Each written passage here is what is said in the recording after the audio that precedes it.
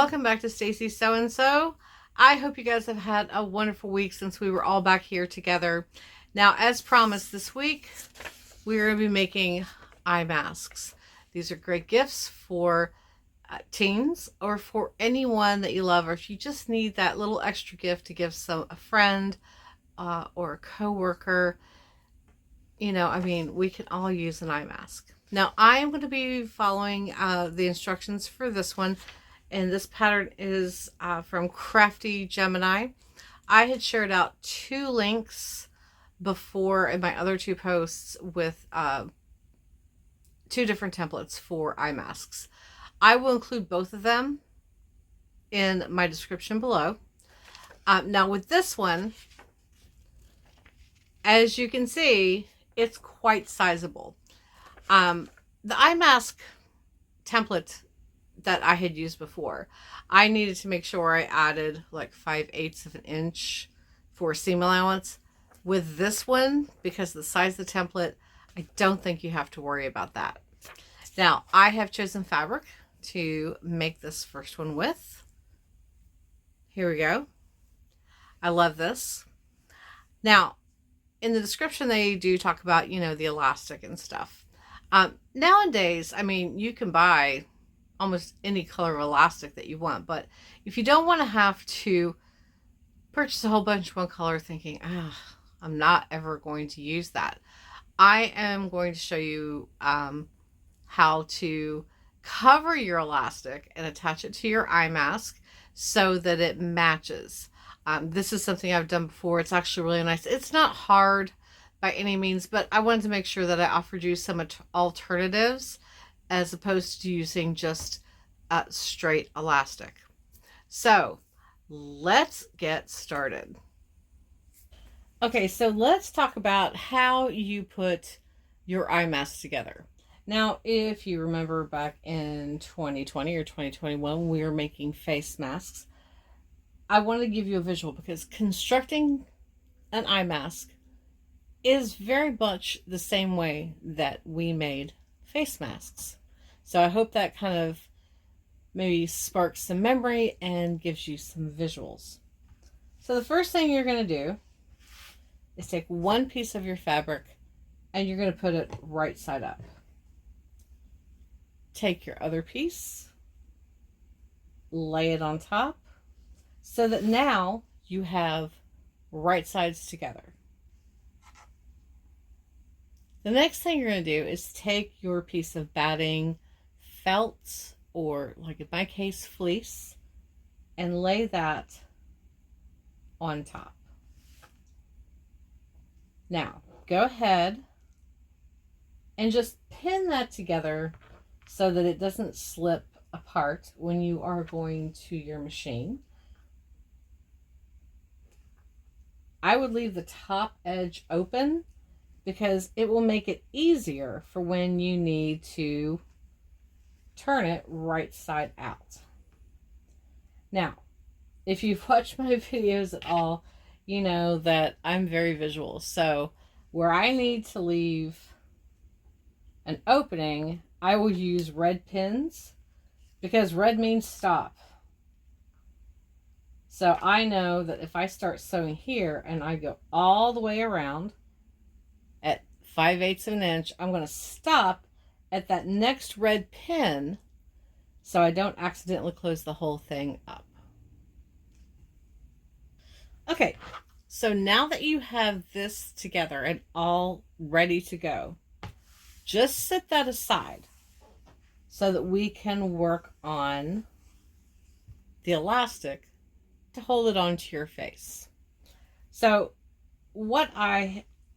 you can do one of 2 things. You can either fold right sides together and then do a straight stitch all the way down the side and then turn it right side out, which can be done. It can be a little tedious. But the other thing you can do is turn in 1/4 of an inch on either side, just a little bit, press it in place, and then fold it in half, and sew all the way down the side.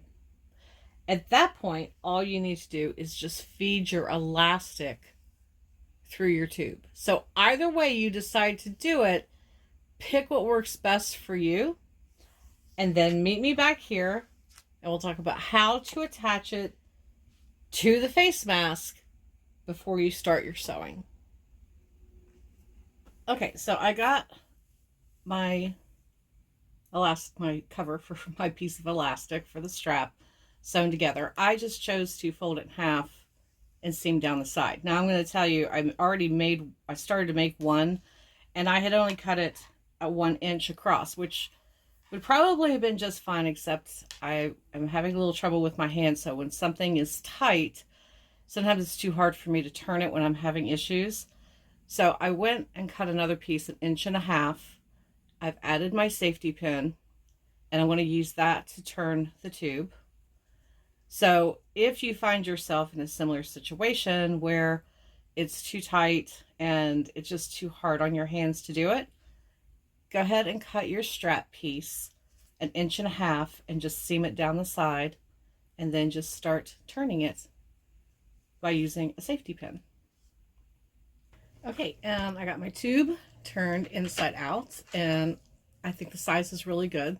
So now what I'm going to do, I'm going to take a piece of 1/4 inch wide elastic. I cut about 11 inches. All I did was kind of take it around the side of my head just to kind of gauge how long of a piece I need. So now, use my trusty safety pin, and I'm going to feed this elastic all the way through. Be careful that you don't let it go all the way through. You want to stop it at the end. Okay, so I got the elastic fed all the way through, and I just use a straight pin on either side to hold the elastic in place, because you don't want it to get fed into the middle, because having to take it out and start over is difficult. So the next thing you're going to do, remember we already had this pinned together, but mainly just to hold everything in place so it wouldn't come apart while we were waiting. So what I'm going to do, I'm going to open up just the top pins.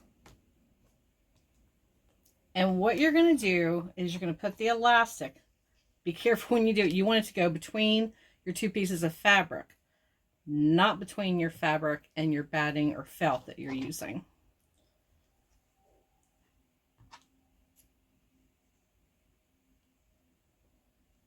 So once you figure out where you want it, you're going to take the pins out of here, sandwich this. You want this to stay on the inside. Be careful that you don't have it up near the edge, because you don't want it to get sewn into a seam.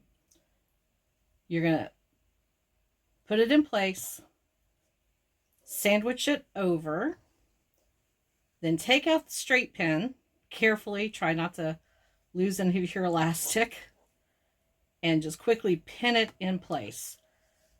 Pin your mask back together the way you had it, and then we will talk about sewing it.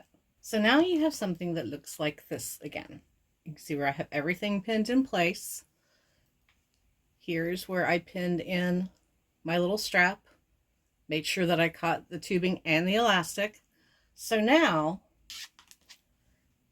if you're doing the same thing I am, is using the red pins, you're going to start at one red pin, sew all the way around till you get to the other red pin, using 5/8 of an inch seam allowance.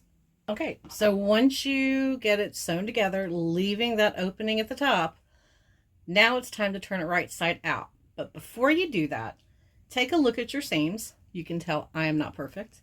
I cut my interfacing too big, so I'm just going to give it a little trim. So it's a good idea to do that. Trim off any excess just to help eliminate any bulk around the seam. The other thing that you can do, if you turn it out and you feel like it doesn't feel round enough, you're not as happy with the shape as you feel like you should be, in the areas like above the nose especially, do tiny little clips like this. Don't hit your stitches. but you can do this above the nose, around the edges, wherever you feel like you need to. Once you turn it out, if you're just not feeling pleased with the shape, just do those little clips. It really does help. Okay, I'm going to cut off this because that's bulky. That was the excess from my strap. Okay. So when you turn it right side out, make sure that you're opening it so that you can see both sides of fabric. You don't want to have the interfacing or the fleece, whichever you're using, and just start turning it out. Sometimes it helps if you have like a chopstick or something to help really kind of press out those sides. Just give a little tug on the elastic.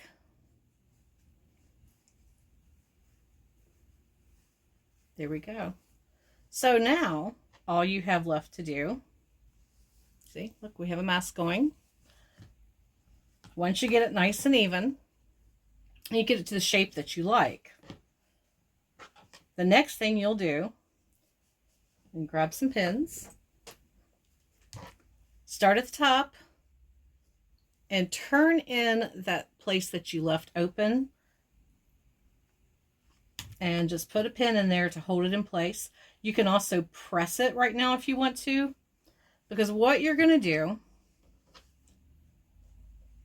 is you're going to top stitch all as close to the edge as you can, all the way around the mask, and that also helps enhance the shape.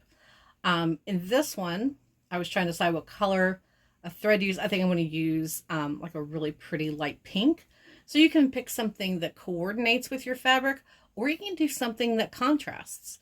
So start with the opening and start going all the way around. Do a top stitch all the way around as close to the edge as you can. Just take your time. Meet me back here and then we'll be done. Now it is just time to try it on.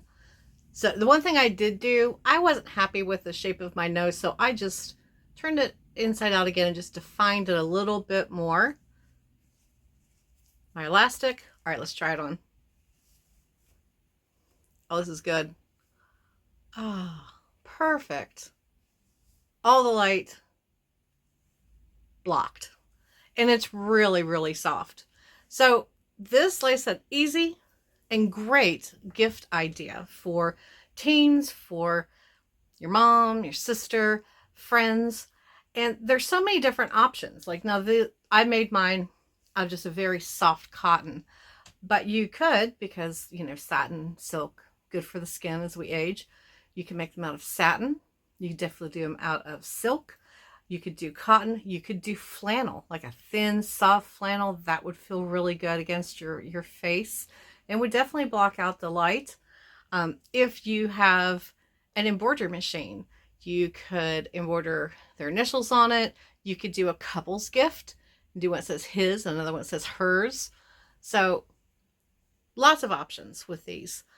Next week, I'll be back again with another gift idea that could be definitely used for teens, or for anyone, again, that you love. So hope you will join me again then. So have a fantastic week. Until we see each other again, happy sewing.